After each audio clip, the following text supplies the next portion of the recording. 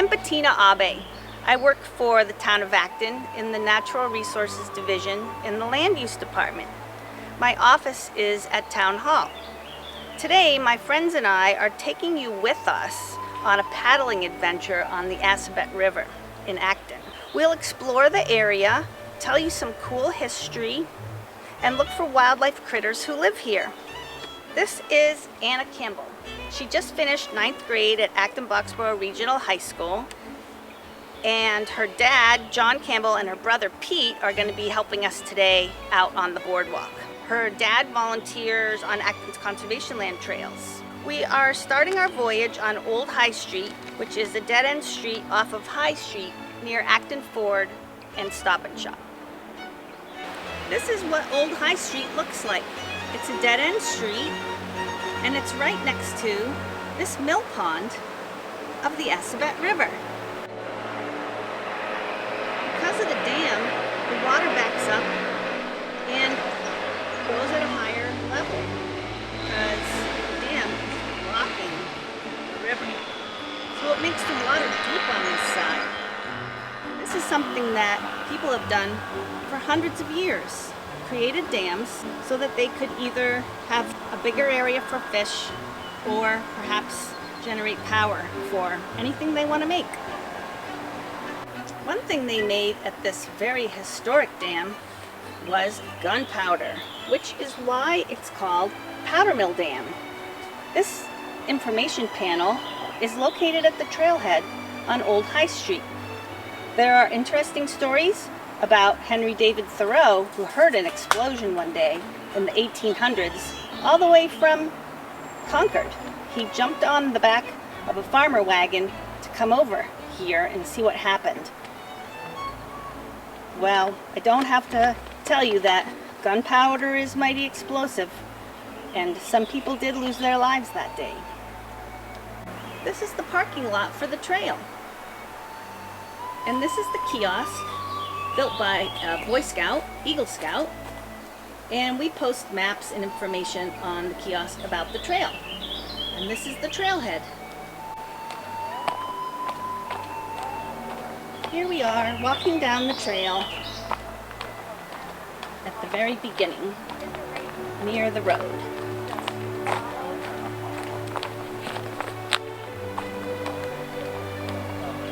The trail goes 1 mile along the shoreline into the town of Maynard and ends at Colbert Avenue, where you can turn around and come right back the other way.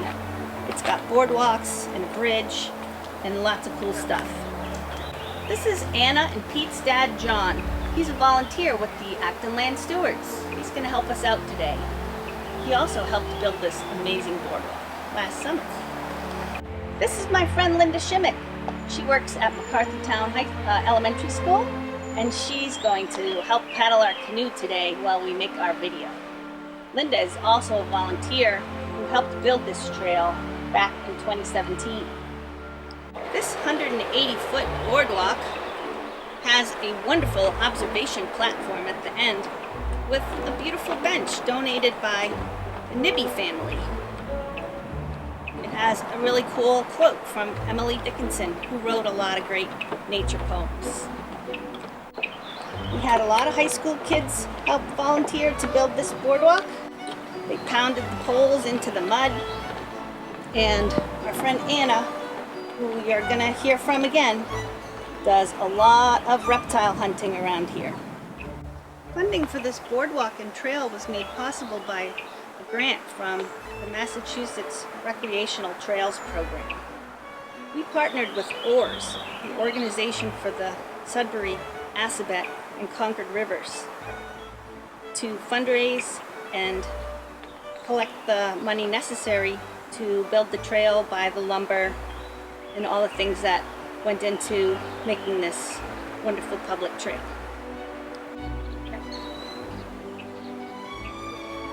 I hear that. There is so much wildlife here. You can hear frogs, birds. Yeah. Wow. All right. There's a red-winged blackbird up in that tree. Ooh, and look at that, a cedar waxwing. Yeah. There is great wildlife viewing.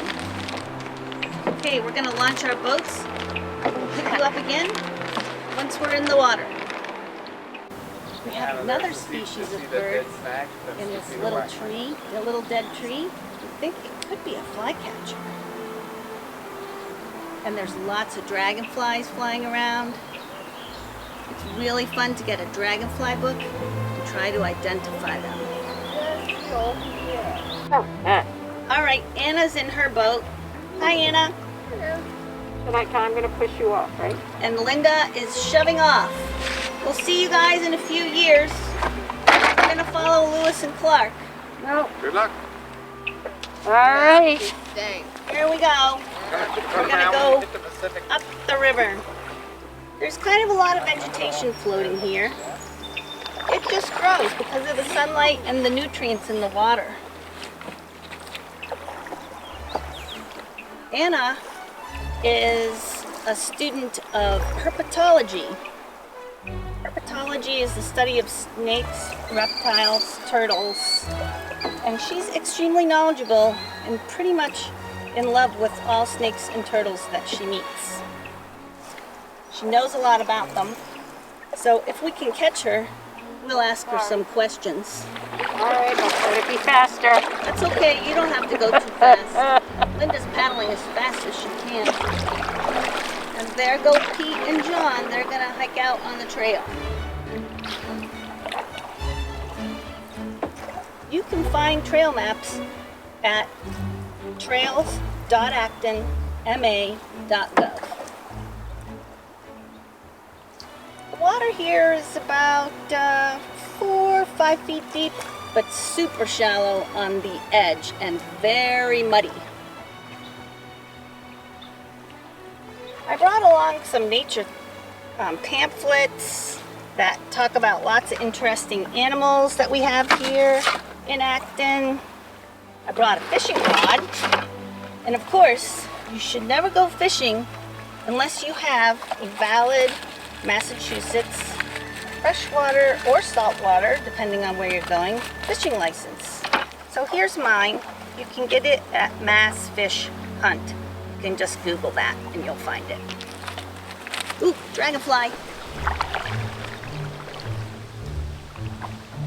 There have been bald eagles along this river, so you should also bring a pair of really good binoculars so that you can check out in the high trees and see if there's any predatory birds hanging around that like to fish. And you can get cool guidebooks like a simple bird book, a cool insect book. This one's about mammals. This one's about reptiles and amphibians. And a couple of butterflies and moths.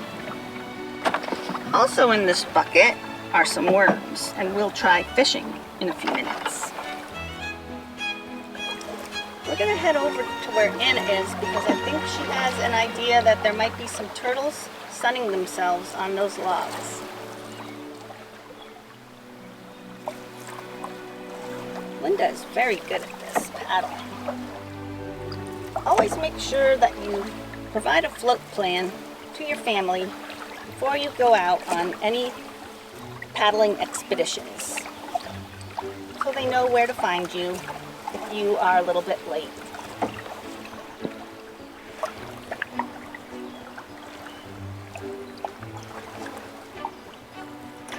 Very peaceful on the river today. Beautiful blue sky. This big warehouse development over here is going to be turned into apartments, and these will be handicap accessible for senior citizens and any folks with disabilities, and they will also be affordable units. Linda's paddling us up to the edge here where you can see quite a few sticks, and it looks like somebody sharpened them to a chisel, like points almost. Can you guess what kind of animal would have done this? Are you yelling out, beavers? Because you would be right. The beavers chew the wood and they eat the wood and they build their homes called lodges out of the wood. And they built their lodges along streams and rivers, and they don't always have to build a dam. Sometimes they just live by the side of the river. Anna's told us that she sees a turtle up ahead. I'm going to be quiet.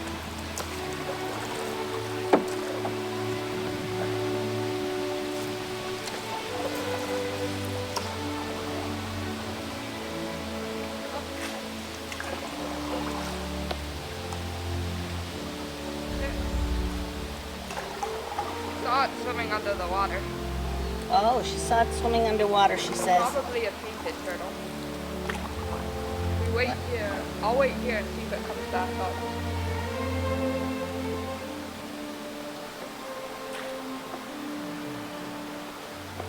Oh, there are a bunch of fish right here, minnows of some sort. Oh, excellent. Well, we could just slow down and I can try to aim the camera.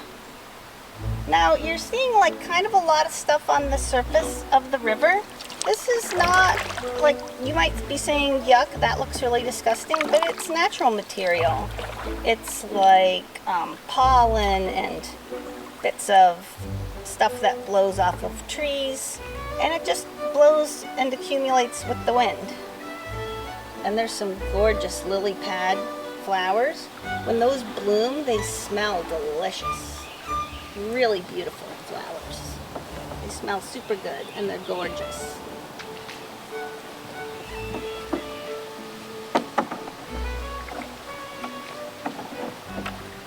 One thing we do in natural resources is protect the water.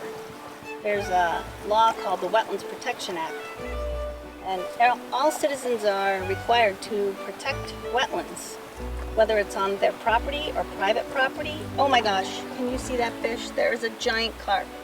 I just saw a huge carp. It must have been over a foot long and extremely fat.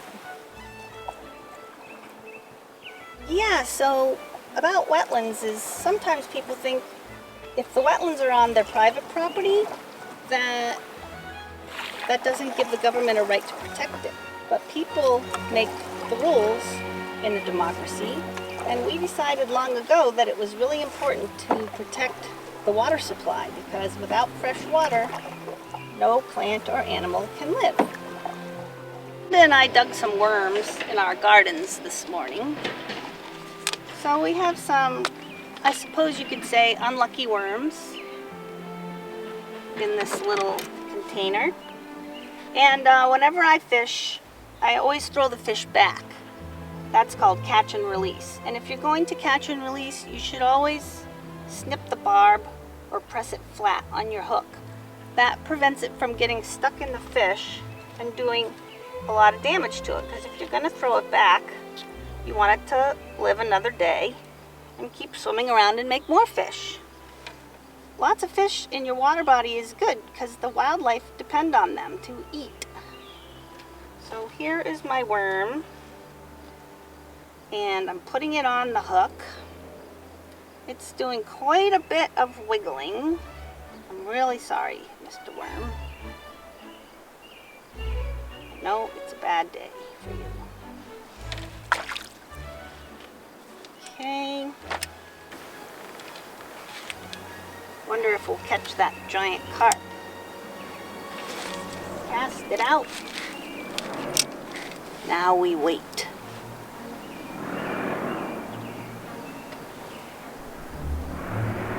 Watch the bobber. If the bobber suddenly dunks under, you know we have a nibble.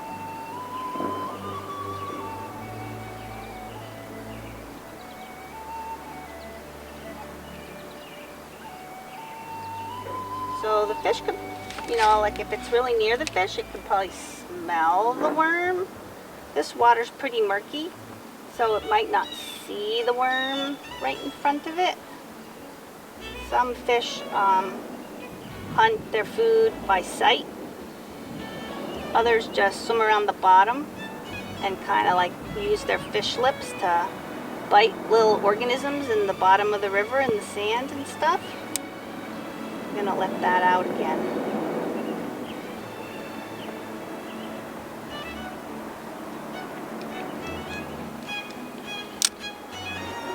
Might be able to see Anna over there in the distance. She's really trying to find a turtle that we can show you. A lot of mammals live in an ecosystem like this. Some of them, oh,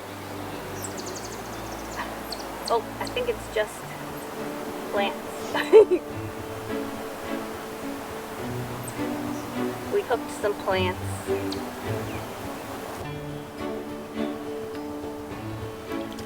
Hopefully we didn't lose our worm. We hooked a maple tree and some milfoil. Worm is still there. Yeah, so some of the mammals that live in a river like this, they burrow in the edges, in the mud, and they can swim.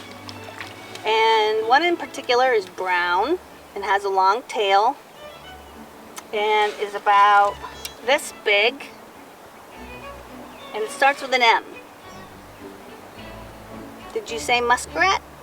If you did, you were right. There's lots of muskrats in here. Sometimes there's even a much larger animal that jump slides. It's probably about that long and has a big long tail and can run on the shore.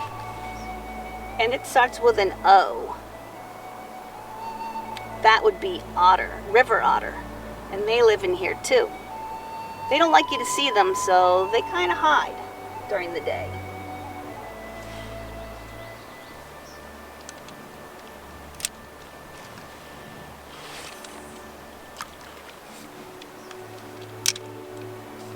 Fishing is very relaxing. Not a lot happens. So you might want to just, relax and listen to music or a book on tape or just stare off into space. So one thing amazing about this part of the Assabet River is there used to be, or there is, the site of a 7,000-year-old Native American gathering place. And they found the site when they were creating Acton's wastewater treatment plant. That's right, Acton's first sewer. So imagine 7,000 years ago. That's before ancient Egypt history. So Native Americans from many different tribes in New England used to gather here at certain times of year and create tools. And they found lots of arrow points in the soil, and they excavated all of it with professional archaeologists. And you can see really cool collections of these items at the Acton Memorial Library. So check it out. That thing over there in the middle of the river is a platform that an Eagle Scout a long time ago, 12 years ago in fact, and in fact he actually is my son, he built it to be an osprey nesting platform. Unfortunately, the osprey did not choose to nest on that platform. So that's a little disappointing. But for my son's project, he also did a lot of cleanups because people dump stuff in rivers. It's pretty bad. They dump anything you can think of. Tires, appliances, mattresses, you name it. So volunteers come every year and clean out the river and take all the stuff to the dump. Hopefully people stop doing that and really appreciate the river now. And having a trail like this and a boardwalk like this and a video like this and people like you to come out and explore and appreciate the beauty and the nature will prevent people from looking at the river like it's something that you throw away stuff in. Oh, by the way, the wastewater treatment plant, it discharges clean water into the river. And the Assabet River is about 30 miles long, and its headwaters are up in the town of Hudson. too late now.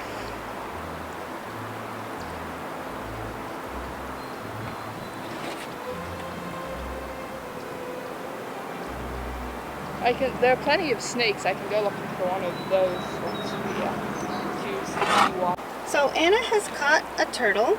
Please tell us about this turtle. It's a red-bellied cooter. It was, of course, in the water. It tends to be a good place to look for turtles, with the exception of turtles such as box turtles. And how did you identify it? Well, it's got the reddish things on the side, but it doesn't have the painted dots around the side of the shell like you'd expect. Do you have any idea how old that turtle is? Not precisely. I mean, it's not a tiny baby, nor is it a huge adult, but beyond that, I don't know much about aging turtles. So let's take a look. It says, has reddish markings on upper shell, maximum size 10 to 15 inches. Usually prefers larger lakes and rivers, found from New Jersey to North Carolina, Florida, and in 2 small areas of Alabama and Massachusetts. Wow, so it's not necessarily all that common here. Can you get kind of close? Yeah, sure. Get even closer. Hi.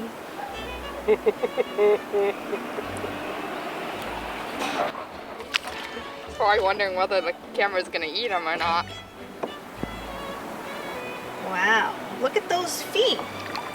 So they've got pretty good claws for digging to lay their eggs. Actually makes catching them sometimes a little hard because you got to be ready. As you can see, he's pushing off with his claws and then attempt to, well, get back into the water, which you probably let him back. Feet are webbed too, huh? Yep, it's a lot easier for swimming that way. How do we be kind to animals if we want to examine them? Should anyone just catch them, or should you have some ethics? You can catch.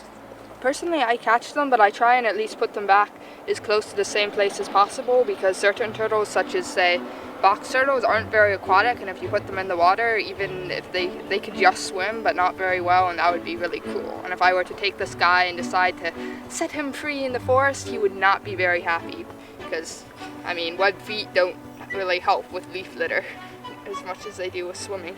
And a predator would probably eat it, right? Turtles are pretty nutritious food for a lot of predators. Yep. So when you're done, try and go back to about where you found it. We'll follow you. Let's see if we can watch you put it back in the water. Alright, well, tell me whenever you're ready. Ready. Alright, there he goes. Bye. Anna's determined to find frog. The tree gets pretty muddy and wet, so biologists have to be prepared to brave the elements and dress appropriately and have the right equipment. I did. I do have a frog. This one I'll try not to let out. She has a frog. Did you sneak up on it? Yeah, the trick with frogs when you're in a spot like that is go underneath them, which is how I do it when I'm doing it by hand, except they're really hard to get a good picture of when you have them. Technique. Hello. This one's another green frog, so even though they're brown, see the ridge running down behind his eye? It's fairly characteristic of green frogs. My camera's making a shadow on it. Wrapped. You want to be able to see his back legs, because those are webbed. Hi! Now I can see it. Hello! Do you think this is a bullfrog? No, it's a green frog. It's a green See the ridges behind its eyes? Ridges behind the eyes. Yeah, he's not going to like if I point so much, but you, yes. Yeah.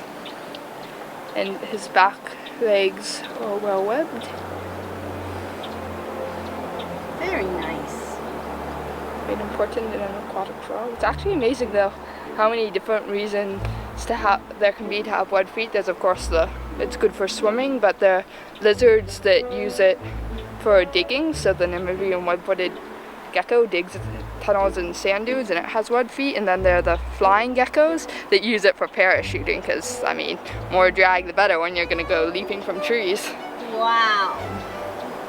You know a lot. How did you learn everything that you know? Just being really interested in reading books. Cool. Well, thanks for catching this frog for us to examine. We'll watch you release it.